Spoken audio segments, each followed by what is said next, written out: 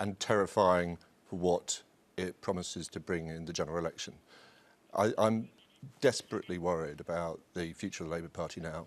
I feel that Jeremy Corbyn seems to want to stay on, even after defeat. He's telling friends, apparently, that he's halfway through a 5-year project. Clear, you think a defeat is utterly inevitable? It certainly looks inevitable. We've got to now, I think, set a bar. So the Labour debate is not how to win, it's how to get rid of Jeremy Corbyn, for you. It's about how we save the Labour Party and ensure we get as many Labour MPs as possible so there's a proper opposition afterwards, but also what is the test for Jeremy Corbyn in this general election? He, in 2015, said the 2015 result on the Red Miliband was a disaster, that we actually lost seats. If Jeremy Corbyn cannot significantly improve on that 2015 performance, win dozens of seats back, then he has to be out. Right, well, we'll get more from both of you in just a few minutes, but now I'm utterly delighted to be joined by Labour's Foreign Affairs spokesperson, Shadow Foreign Secretary Emily Thornberry. Lovely to see you. Now, I want to talk in a minute or two about the economic policy laid out by John McDonnell this morning, in particular your tax plans, but let's just start with what Tom said. Yeah. Inevitable that Labour's going to lose and lose badly. No. Oh, no. Not a single vote has been cast yet in the general election. We have everything to fight for, and we have to get out there and make a positive case. The one thing that strikes me about this election so far is that we have a ruling party that has no positive vision, that has no idea of what it is that they want to do with the country. It's just all about Theresa May and some kind of presidential thing going on. It's all about Theresa, she's in the papers and so on, she's on all the posters. What we need to be doing is we need to be putting out a positive case saying it does not have to be this way. There is an alternative. Things do not need to be this hard, and we have the ideas necessary to make this country better. We'll come back to the virtues of the two campaigns and the two leaders in a minute, but I do now want to talk about your tax plans, just unveiled. Yeah. John McDonnell says there will be, he says, a modest tax rise for those earning over £80,000. What's the magic of £80,000? Well, let's start with the most important part of this, which is that 95% of the country will not get their income tax risen. Still 2 million people will see rises in income tax. Yeah, but 95% of the country won't. And we have not had, most people in this country have not seen their wages go up in the last who knows how long. And when I talk to people on the doorstep, they are having real difficulties making ends meet. But people will still want to know how you chose £80,000 as the threshold. I mean, just to be clear, it's possible for senior nurses to earn that, senior police, people in the health service. You know, for some people, and particularly in London, as you know, as somebody who lives in London, £80,000 is not a colossal sum of money. So how did you decide that 80,000 was the right threshold? So whilst some senior nurses may be earning over that amount, some nurses are going to food banks. I mean, it is a question of getting these things adjusted properly and asking those who have the broadest shoulders to help. You know, at a time like this, and whether you have a high income or not, your child may break their arm and may end up waiting in A&E for 5 or 6 hours before being seen. We have to make sure that we invest some money into our public services and kickstart our economy. I mean, people will notice that MPs will not be caught by the tax rise. Does that mean, you know, MPs are not on big salaries? Well, I mean, MPs' salaries may be one thing, but obviously MPs who have a parliamentary salary that, you know, because they have some sort of government job as well, will be. Those who have other incomes may be. You know, I mean, some MPs will and some MPs won't. But those who simply do the job will not be caught by it.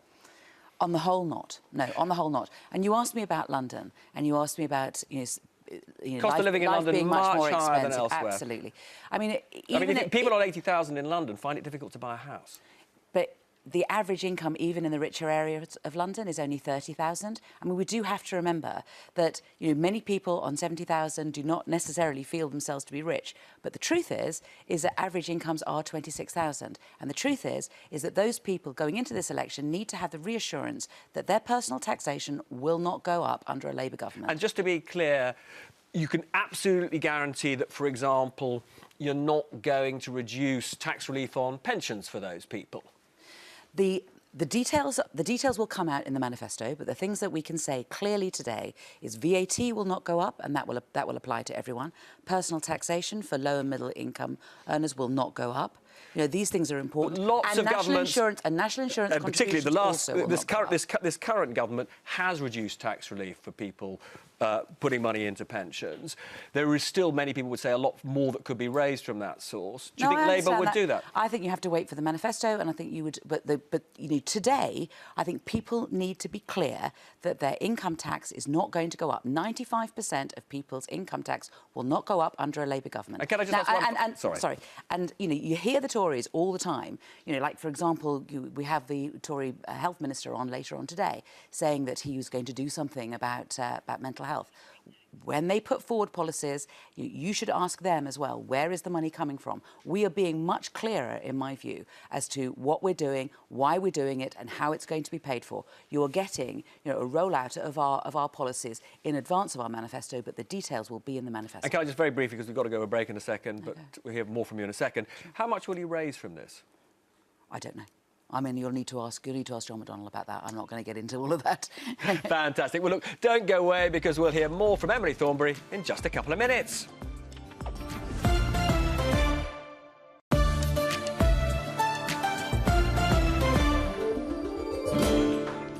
Welcome back to Peston on Sunday. Emily Thornberry is somehow avoiding deselection in the last couple of minutes, and you're still with me, which is fantastic news.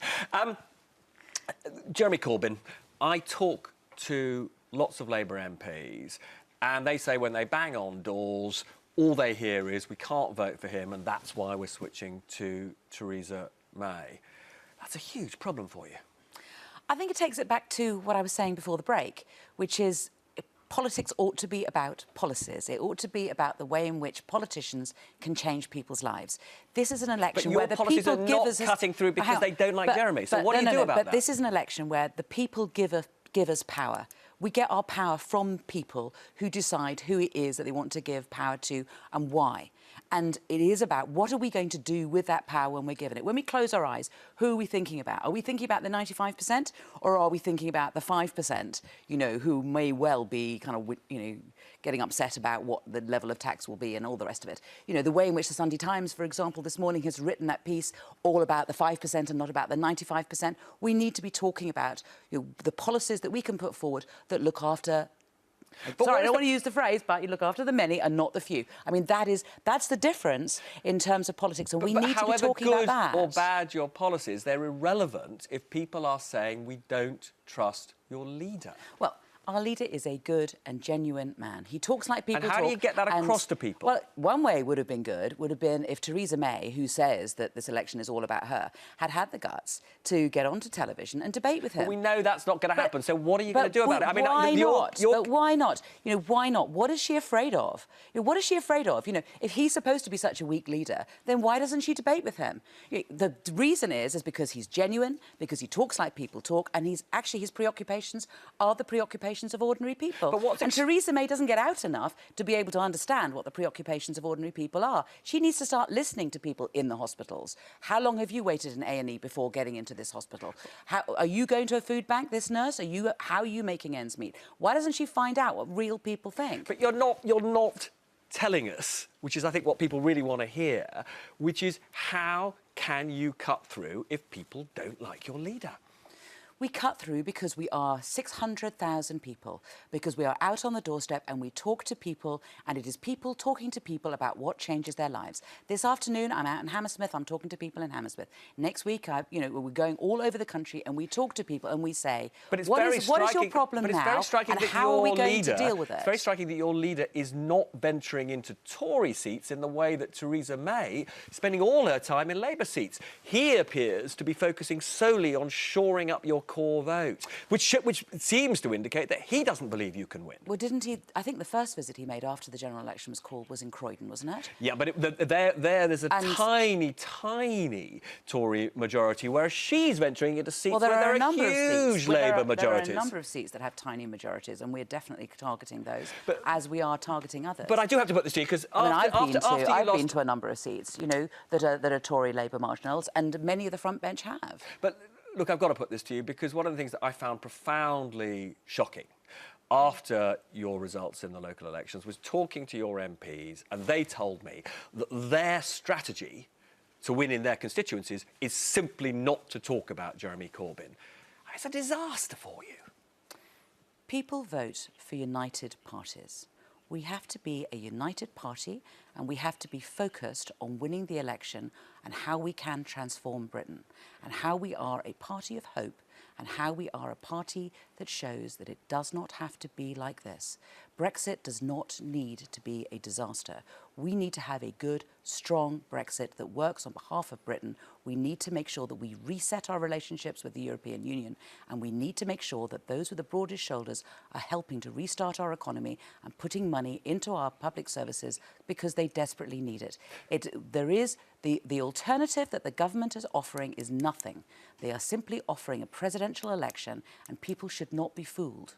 But all they say they care about is that he should stand down after you lose. What do you say to them if that's the message they're putting out? No, what we're putting out is that we are the alternative government. There is a choice, and there will either be a Conservative government or a Labour government, and people need to focus on that, and not a single vote has been cast yet. And we will win this. If we win it, we will win it on the basis of our policies and the fact that we have been able to get over our message on the doorstep, showing people that it does not need to be this way. There is no alternative vision that the Tories are offering, and it is not good enough for people to simply say, I like Theresa May's hair, or I like that shade of blue. You know, politics is not about that.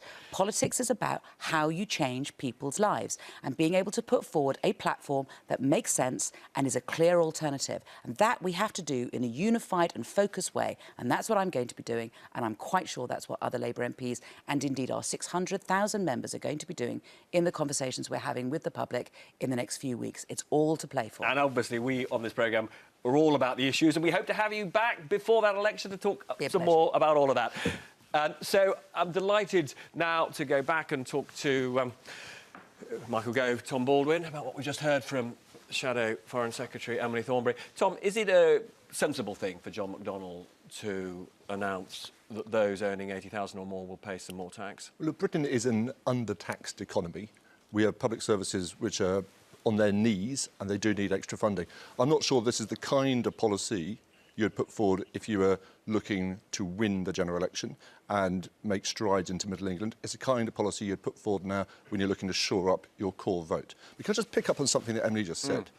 She said she wanted to fight this election on the issues. She's Shadow Foreign Secretary. The words Brexit didn't pass her lips once in that interview. I mean she wasn't asked about it, but she thinks the issues in this election matter. Then she should be trying to get this election back onto Brexit, and whether we want to give Theresa May a blank cheque in this election and a mandate for a Brexit which she won't understand or won't explain. But many would say, actually, it's pretty hard for Emily Thornberry to talk about Brexit because Labour's policy, I think still your policy, is so unclear on Brexit. It's unclear. It's better than what Michael would offer, but it is unclear. It's full of caveats and nuances, and Labour don't want to talk about it. They want to change the subject. I think the alternative to this election being one about Jeremy Corbyn versus Theresa May is to make it about Brexit, and I know what I prefer. Now, I'm going to pick up with you in just a second, Michael, but let's just go and have a quick word with Anushka. Thanks, Robert. Well, it has been a bad set of elections.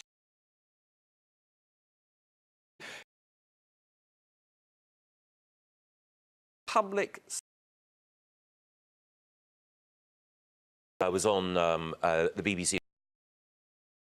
Jeremy Corbyn and John McDonnell is probably a case of asking the wrong question. I just want to say... What's the right question, Tom? Illnesses. What you want